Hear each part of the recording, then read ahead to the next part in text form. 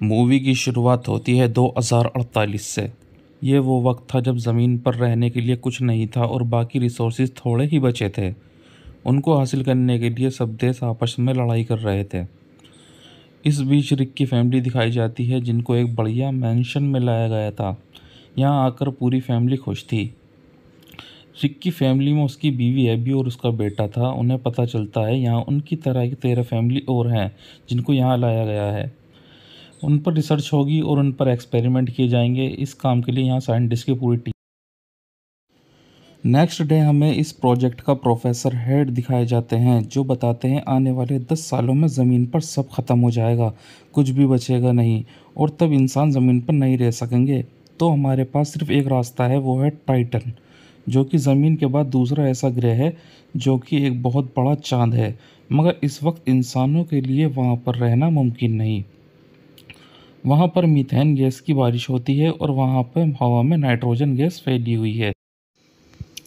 वहाँ पर सर्दी भी बहुत ज़्यादा है और अगर हम चाहते हैं कि वहाँ इंसान रहे तो हमें इंसानों को जिस्म में कुछ चेंजेस करने होंगे। इसके लिए यहाँ हमारे पास फैमिलीज़ हैं जिनको हम यहाँ लाए हैं। 5000 लोगों में से हमने इन लोगों को चुना है। यहाँ पर रिक भी था, जिसको हमने स्टार्टिंग में देखा था, जिसकी फैमिली को मेंशन में लाया गया था। रिक कहता है कि हाँ, हम यहाँ सब अपनी मर्ज़ी से शामिल हुए हैं। फिर इसके बाद डॉक्टर इसे अपने साथ ले जाते हैं और इसको बताया जाता है कि अगले 1 हफ्ते में इसको ऐसे बहुत सारे इंजेक्शन दिए जाएंगे जिससे उसके जिस्म में बदलाव होंगे और उसका शरीर ऑक्सीजन से ज़्यादा नाइट्रोजन भी इनहेल कर पाएगा। दूसरी तरफ जब रिक के घर में पार्टी थी, उसकी बीवी ने बहुत ज़्यादा शराब पी ली थी, जिसकी वजह से तबीयत नासाज हो जाती है। रिक जब अपनी बीवी को लेकर जा रहा था, तब ये भी देखती है कि उसको तो बहुत ज़्यादा बुखार है। तो कुछ दिन बाद जितनी भी फैमिली थी, उन सबको एक एक्सपेरिमेंट के लिए पानी के पूल के पास लाया जाता है और ये देखा जाता है कि कौन पानी में ज़्यादा देर बिना सांस लिए रह सकता है। पर एक एक करके सब बाहर आ जाते हैं, लेकिन रिक और एक लड़की 40 मिनट तक पानी के अंदर बैठे रहते हैं। 40 मिनट बाद लड़की का दम भी घुटने लगा था, तब वो पानी से बाहर आ जाती है। मगर रिक पानी के अंदर ही था। धीरे धीरे उसके दिल की धड़कन भी कम हो रही थी। वो बाहर उसकी हार्ट रेट को मेज़र कर रहे थे, लेकिन इससे पहले कि कुछ होता, रिक खुद ही पानी के बाहर आ जाता है। सब उसके लिए तालियां बजाते हैं क्योंकि उसने सबसे ज़्यादा वक्त पानी में गुजारा था। इसके कुछ दिन बाद हमें दिखाया जाता है कि रिक को एक सर्जरी के लिए लाया गया था। जिस दिन उसकी सर्जरी की जाती है, उसी रात वो अपने बेड पर नहीं था। उसकी बीवी जब ये देखती है तो वो एक जगह बैठे अपने जिस्म पर बर्फ़ लगा रहा था। उसको बहुत गर्मी लग रही थी। इसके बाद उसको और ज़्यादा बर्फ़ ला कर देती है। वो अपनी बीवी एबी को बताता है उसको ठंड का एहसास नहीं होता। इसका मतलब ये था कि जिन लोगों को टाइटन पर भेजने के लिए तैयार किया जा रहा था, रिक भी बिल्कुल वैसा असर हो रहा था, क्योंकि टाइटन पर बहुत ठंड थी और उस पर ऐसे इंसान की ज़रूरत थी जिसको ठंड का ज़रा भी एहसास ना हो। मगर अभी भी इनको सबसे बड़े सामना मीथेन और नाइट्रोजन गैस का थे। इन सबको मीथेन गैस के साथ पानी में तैरना का कहा जाता है। साथ ही इनको एक खास तरह का मास्क पहनाया जाता है जिससे नाइट्रोजन बढ़ता है। ये मास्क को पहनकर बहुत भागते हैं। असल में इनको टाइटन के लिए तैयार किया जा रहा था। इसी तरह बहुत सारे दिन गुजर जाते हैं। एक दिन रिक बाथरूम में था तो वो देखता है उसको हेयरफेल हो रहा था, यानी उसके बहुत बाल टूट रहे थे। साथ में ही एक और लड़का था जिसको भी सेम इशू था। तब वो लोग सामने समझ जाते हैं कि जो कुछ इनके साथ हो रहा है वो दवाइयों और एक्सपेरिमेंट का नतीजा है। इनको टाइटन पर भेजने के लिए किया जा रहा था। अब यहाँ एक लड़की की मौत हो जाती है। उस लड़की की इस तरह की मौत देखकर वहाँ सब लोग परेशान हो गए थे। सभी डर जाते हैं क्योंकि बिल्कुल वैसी ही दवाइयाँ इन्हें भी दी जा रही थी, यानी इनको भी जान का खतरा था। उस रात जब सभी लोग रिक के घर पर जमा थे, तभी वहाँ एक दोस्त बहुत ज़्यादा गुस्सा करने लगता है और अपनी बीवी पर हमला भी करता है। दरअसल ये उन दवाइयों और एक्सपेरिमेंट की वजह से शुरू हुआ था। ये देख कर सब लोग परेशान हो जाते हैं। अगली सुबह डॉक्टर रिक के घर पर आती है और बताती है कि जो लड़की उस दिन मरी थी, वो पहले से ही किसी बीमारी में थी जिसकी वजह से उसकी मौत हुई, ना कि किसी तरह के कोई एक्सपेरिमेंट की दवा की वजह से। लेकिन रिक जानता था कुछ ना कुछ तो गड़बड़ है।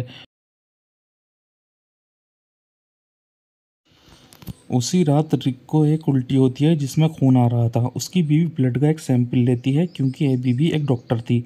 अगले दिन रिक को दिखाया जाता है वो पानी में बैठा था और उसकी स्किन भी उतरने लगी थी, जिससे वो बहुत ज़्यादा डर जाता है। दूसरी तरफ एबी उसके ब्लड को सैंपल लेकर प्रयोगशाला में जाती है। जब वो उसको टेस्ट करती है तो उसको पता चलता है कि रिक के जिस्म में ऐसी बहुत से केमिकल डाले गए हैं जिनका बारे में पहले नहीं बताया गया था। एबी इस बारे में प्रोजेक्ट प्रोफेसर हेड से बात करती है, मगर वो उसको कुछ नहीं बताते। अब रिक की आंखें ऑपरेशन किया जाता है ताकि वो अंधेरे में भी देख सके।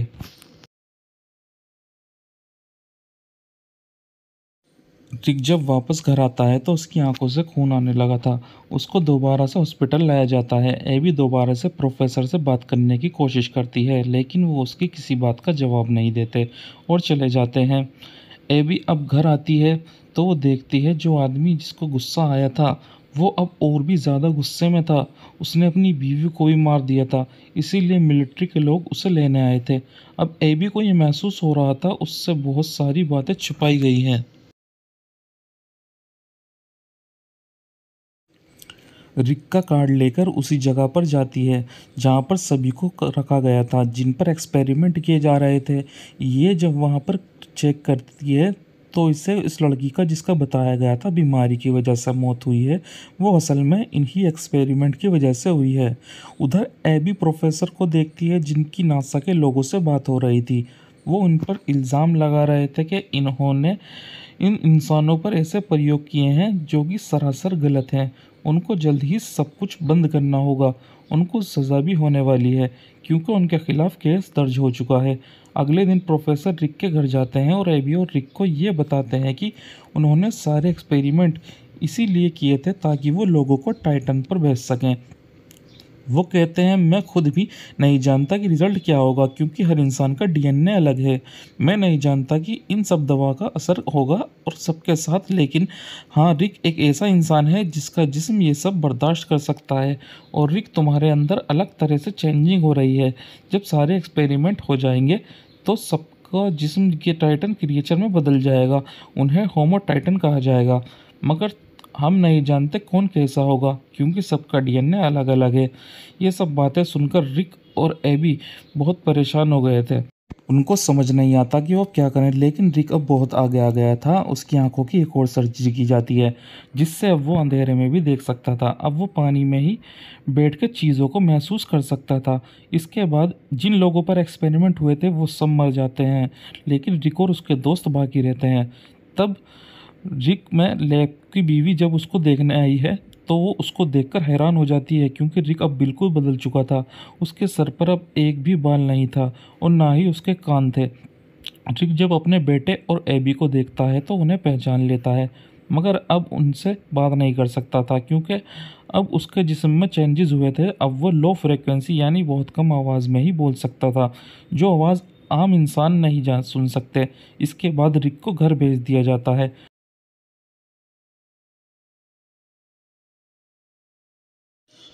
रात को रिक के घर उसकी दोस्त आती है जिसके हाथ पर खून लगा हुआ था। वो गुस्से में आकर अपने हस्बैंड को मार देती है। जब मिलिट्री को ये बात पता चलती है तो वो रिक और उसके दोस्त को लेने आ जाते हैं क्योंकि अब ये सबके लिए ख़तरा थे। रिक की दोस्त को मिलिट्री वालों ने मार दिया था, मगर रिक अपनी ताकत से सबको मार देता है और अपनी जान बचाकर भाग जाता है। रिक के पीछे एबी भी जाती है। रिक अभी भी एबी से बहुत प्यार करता था।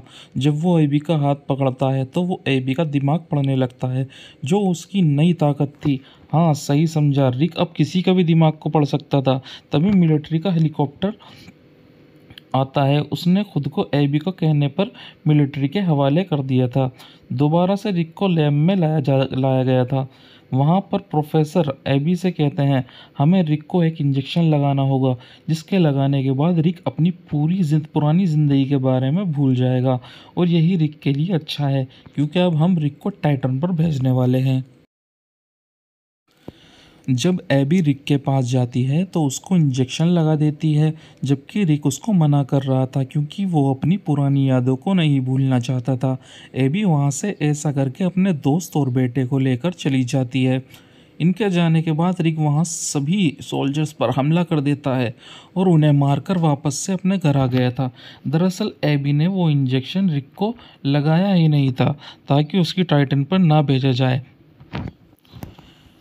वो वापस अपने घर आता है और अपने बेटे और बीवी से मिलकर बहुत खुश होता है। पर तभी वहाँ मिलिट्री के लोग आ गए थे, उनके साथ वहाँ पर प्रोफेसर भी था। वो कहते हैं रिक को हमारे साथ जाना होगा, हम उसको टाइटन पर भेजने वाले हैं और अब वो कभी भी इंसान नहीं बन सकता और ना वो इस तरह ज़मीन पर जिंदा रह सकता है। तभी एबी को भी ये बात समझ आ गई थी। वो रिक से कहती है कि शायद अब तुम्हारे जाने का वक्त आ गया है, तुम्हें अब वापस जाना होगा। रिक को टाइटन पर भेज दिया गया था। इस हादसे के कुछ वक्त बाद दिखाया जाता है कि उनकी लैब को रिक की बीवी और उसकी दोस्त संभालने लगी थी। वो नए नए एक्सपेरिमेंट्स पर रिसर्च कर रही थी ताकि इंसान को टाइटन पर भेजा जा सके। एक रात एबी का बेटा बाहर खेल रहा था। वो अपनी मॉम को बुलाकर कहता है, देखिए आसमान कितना साफ है, कितना अच्छा मौसम है। दूसरी तरफ हम टाइटन पर रिक को देखते हैं जहाँ पर रिक अकेला खड़ा था। थोड़ी देर बाद वो एक समंदर पर उड़ने लगता है, यानी कि अब वो यहाँ रहने लगा था और इसको काफ़ी अच्छा लग रहा था। और इसी के साथ यहाँ पर कहानी ख़त्म हो जाती है।